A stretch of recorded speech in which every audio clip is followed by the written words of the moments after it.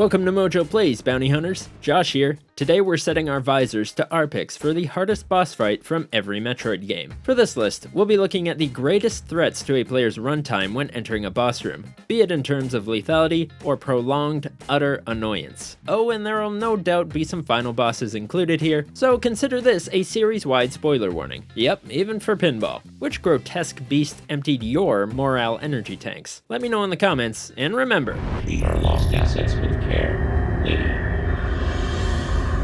Mother Brain, Metroid.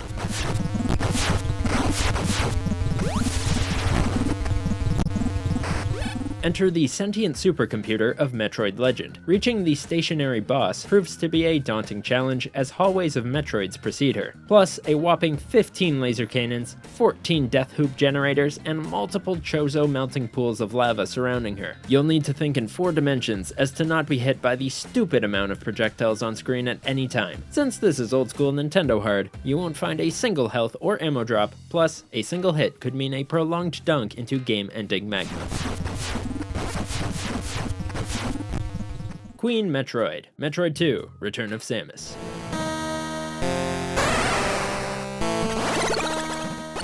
This Big Mama Metroid of the Game Boy sequel will test your energy tank collecting skills with several nearly unavoidable attacks, such as a Tri-Fireball Blast and a Bite Lunge that are unleashed with tremendous speed, even more so exponentially as the Queen's health is diminished. The final boss will take a respectable 150 missiles to defeat in comparison to your starting loadout of 30. Although, if you're brave enough to let yourself be swallowed in ball form, you can damage her that way too. Ridley, Round 2, Super Metroid. To no one's surprise, the supersized space lizard was gonna crush this list at some point. During your second and final encounter with the pirate, Ridley leaves little room for error. The platform of his hideout is miniature, even smaller than Phantoon's, while being surrounded by what else but deep lava. He can leave the screen at any time to swoop down for a tail attack or launch indestructible fireballs, and due to your somewhat limited vertical jump height, it's hard to tell what angle the barrage will come from. If Samus attempts to use her screw attack to reach him, he might just break through it with a talon grab for big damage. What makes this fight so difficult is the lack of gimmicks. Samus must simply dish out greater damage than her equal foe can. Nightmare, Metroid Fusion.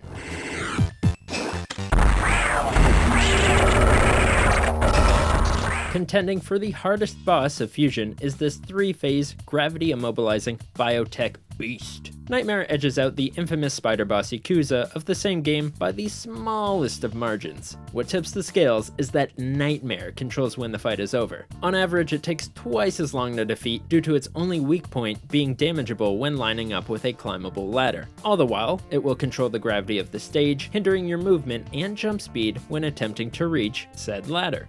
After finally destroying its faceplate, Nightmare will swoop in, guns blazing, making for a nightmarish sequence of nearly unavoidable attacks. Oh, and also, the lead up to its battle fakes you out with an energy tank before dropping Samus through the floor, so I hope you didn't actually trust the developers and saved prior.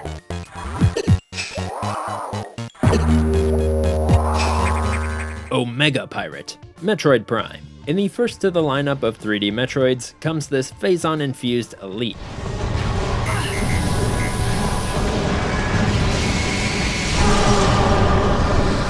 This guy could have been pulled right from Halo. He'll go invisible, send shockwaves on the ground, and even absorb some of your attacks for health. Imagine every overpowered Spartan upgrade in one soldier. Back to Metroid though. Despite the Omega Pirate's many abilities, he won't be shy to call in backup troopers to tank even more of your hits. The combined fire of beams, plasma launchers, and missiles that this guy will unleash can overwhelm even a fully powered Samus.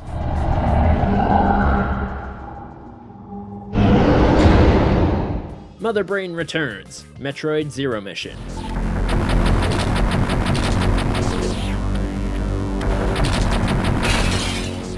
If it's any surprise MB is on here once again, it's proof that this style of boss is just maddening. Now more than ever, there are constant projectiles akin to a bullet hell, and you must shoot in every direction possible to stay alive. Mother's new eye laser is a huge optic blast that will constantly throw Samus in lava, which on hard mode is a death sentence. Sure, Mecha Ridley is difficult too, due to his high health and small weak spot, but his only real threat is his claw swipe, whereas Mother Brain V2 has all of this garbage.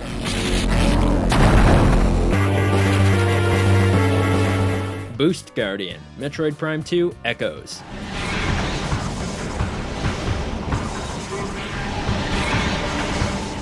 This Ing creature is notorious for its deranged difficulty spike in a mere ability battle. One could argue it's Metroid's hardest boss ever. Not only will you start with just a few energy tanks, but it's invulnerable in its ball form. Puddles of deadly goo will trail behind itself, and the remaining floor space can be taken up with bugs that the Boost Guardian summons. All this to say, its speed and damage output make this a seemingly impossible task. As the producer stated, the difficulty rise of bosses was a last-minute change when releasing the original copies. Thardus, Metroid Prime Pinball.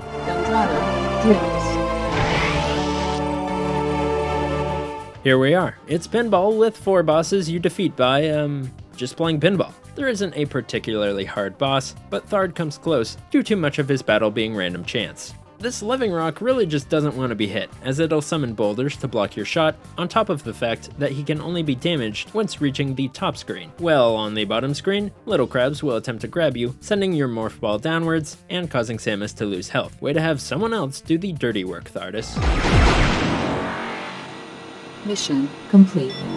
Cetrafid, V4, Metroid Prime Hunters. Since the final boss of this title is a color match game spamathon, the hardest boss actually comes down to either this giant turd tower or the massive eyeball named Slench. Whereas you can avoid the screaming eyeball in certain corners of the room, the Cetrafid's final form goes all out with unblockable damage.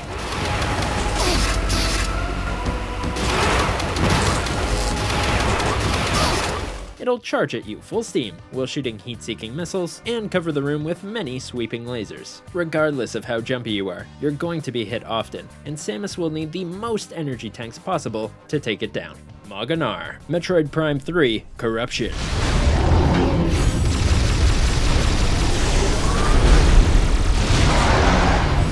Regardless of how you pronounce his name, Mogi has the unique ability to restore its weak points and extend the battle. This boss gets bonus points for the mental warfare he inflicts on the player out of sheer annoyance. Samus has to continually use her health reserves in order to activate Hyper Mode to damage his many cores. Combined with this golem's shockwave blasts and rock scatter attacks, he single-handedly ensures a no-damage run is a pure impossibility.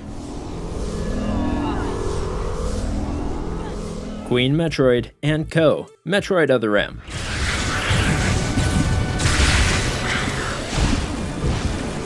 Yes, the Queen returns, this time with an entourage. Samus must fight a metric butt-ton of Metroids before the Queen will even let you damage her. These namesake-sharing headcrabs will easily dodge your attacks, sap your life, and test your reflexes with quick-time events. Once finally battling the Queen, getting hit by her plasma breath is a death sentence, often putting you into a last-chance 1 HP state. Thankfully, the room is large enough to move around in and do some dodging yourself. Also, Wiimote. Siranon, Metroid Prime Federation Force.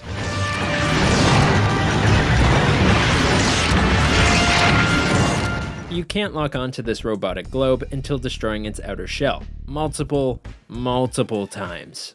So many times. Meanwhile, our soldiers will have to avoid the annoyingly constant spray of its RoboSnake defenders. Even with 4 fully upgraded teammates to draw the fire, the Sentinels will constantly return whenever the boss finally becomes vulnerable. Not a lot to see here, folks. Just space cops shooting at an orb for 10 long minutes. Diggernaut, Metroid Samus Returns.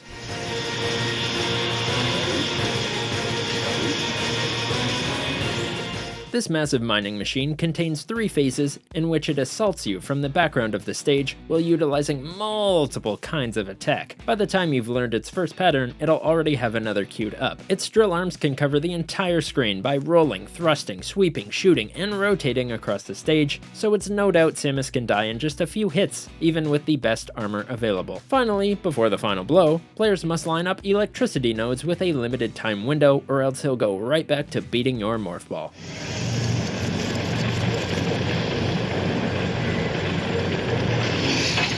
Ravenbeak, Metroid Dread. If you thought Metroid's go-to of a difficult boss contained 3 phases, Try 5. Nice.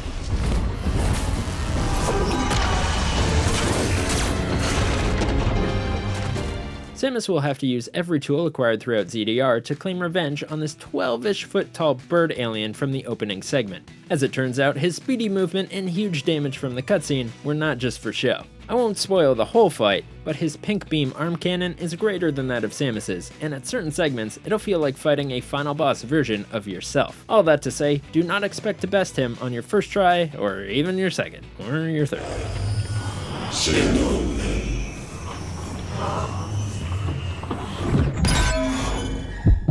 And the one you've been waiting for, the hardest boss of all, Metroid Prime 4, The Wait.